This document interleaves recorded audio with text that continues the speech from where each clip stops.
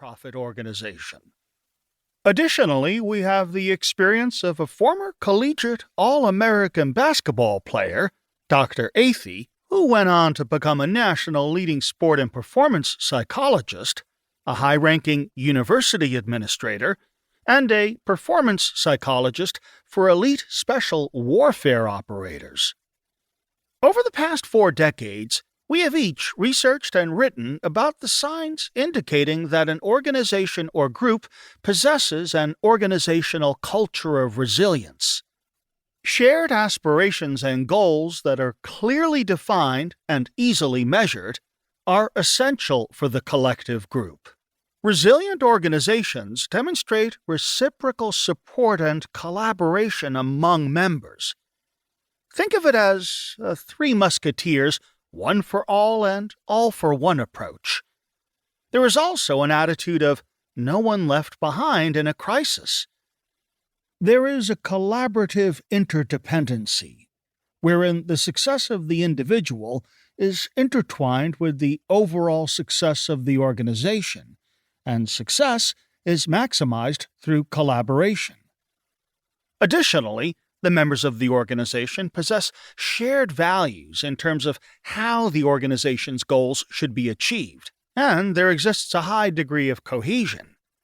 Cohesion is the degree to which there exists a social affinity of members for other members and leadership. There is an esprit de corps characterized by mutual respect and trust among members and between members and leadership. Last, group members identify with the organization's brand. There is pride associated with membership. Members may even derive some degree of their personal identity from their membership in the group. Yet, although many group leaders know these factors matter for organizational resilience, they often do not know how to facilitate such transformation. Given this, we have created a prescriptive approach to the practice of transformative resilient leadership.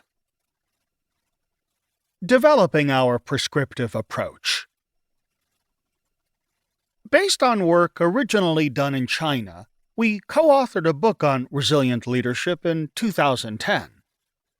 For the most part, it was a prescriptive book on the leadership characteristics necessary to successfully navigate the fog of crisis and bounce back from adversity. The concepts were refined as the material was taught at the FBI National Academy and the Johns Hopkins Bloomberg School of Public Health. Over a decade later, with the passage of time and exposure to additional national and international adversity, including the COVID-19 pandemic, we felt it was time to look beyond merely bouncing back and to study the lessons learned about leadership aimed at bouncing forward to growth and transformation. Our prescriptions are based on 7 contributing elements. A review of the oldest generally accepted classic treatises uniquely written during and about crisis leadership, with an implied eye on transformation. B. A review of selected works from the golden age of leadership.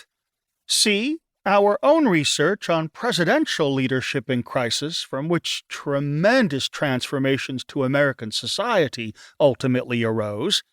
D. The science of human resilience. E. Insights from recent discoveries in neuroscience. F.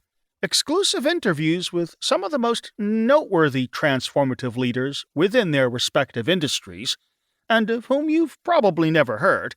And G.